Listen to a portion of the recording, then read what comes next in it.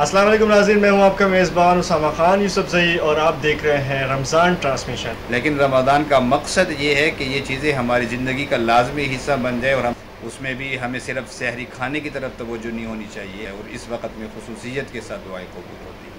रहमान या रहमान साइदनी या रहमान। अस्सलाम वालेकुम नाज़रीन, मैं हूं आपका मेज़बान उसामा खान यूसुफज़ई और आप देख रहे हैं रमज़ान ट्रांसमिशन। आज हमारे साथ जामे मरकज़ी के ख़तीब मुफ्ती नजमुल आरफीन साहब हमारे साथ मौजूद हैं।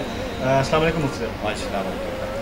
मुफ्ती साहब, कुछ व्यूवर्स के हमारे सवालात आए हैं शरीयत के लिहाज से रमज़ान पे, तो हम वही सवालात आपके आगे रखेंगे। मुझे सवाल है कि मस्जिद रमज़ान करीम में नमाज और नवाफिल की अहमियत। जज़ाकल्लाह उसामा भाई, पहले तो मैं आपका शुक्रिया अदा करता हूँ, आपके चैनल का शुक्रिया अदा करता हूँ, मुझे मौका दिया।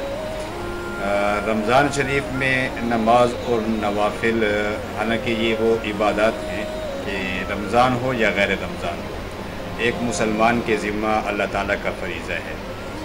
5 वक्त की नमाज हो, उसके अलावा नमाज के साथ जो सुनते हैं नवाफिल हैं या जो है अवाबीन चाश्त वगैरह की शक्ल में हो गई, ये सारी इबादत जो है आम दिनों में भी होनी चाहिए। कुछ रमज़ान में इसलिए ज़्यादातर पूछते हैं कि इन चीज़ों का ज़्यादा अहतमाम रहता है, तो हमें इस चीज़ की फ़िक्र करनी चाहिए कि रमज़ान आया इसलिए है ताकि हम इन चीज़ों के आदी बन जाए, ये हमारी ज़िंदगी का लाजमी हिस्सा बन जाए।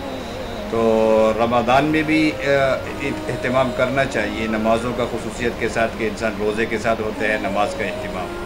नवाफिल की जितनी कसरत करेगा ज़ाहिर सी बात है कि इसमें हमारे अजर बढ़ जाता है, फ़राइज़ के बक़दर हमें अजर मिलते हैं। लेकिन रमज़ान का मकसद ये है कि ये चीज़ें हमारी ज़िंदगी का लाजमी हिस्सा बन जाए और हम रमज़ान के अलावा भी नमाज़ पढ़ने वाले हों।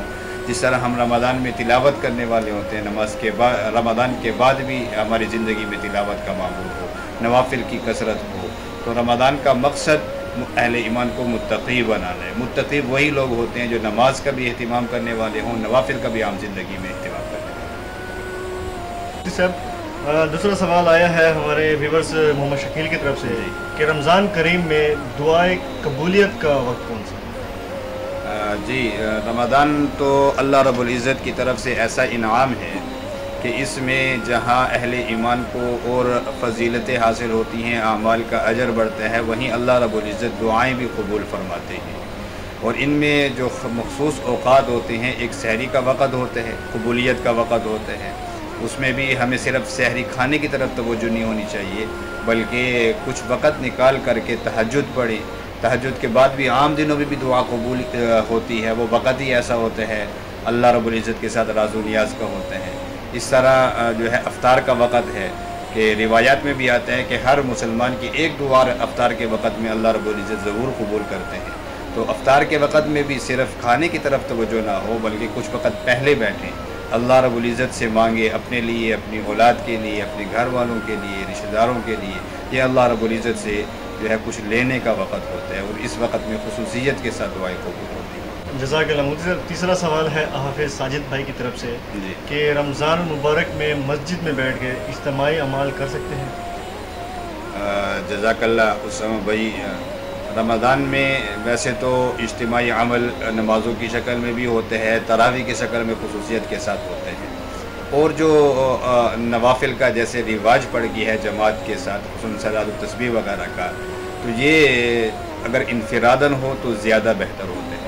शरीयत की तालीमात ये हैं कि जो इबादत अल्लाह रब्बुल इज़्ज़त के साथ इनफरादियत में हो, अल्लाह के साथ राज़ो नियाज़ में हो, वो ज़्यादा अल्लाह रब्बुल इज़्ज़त को जो है पसंद है।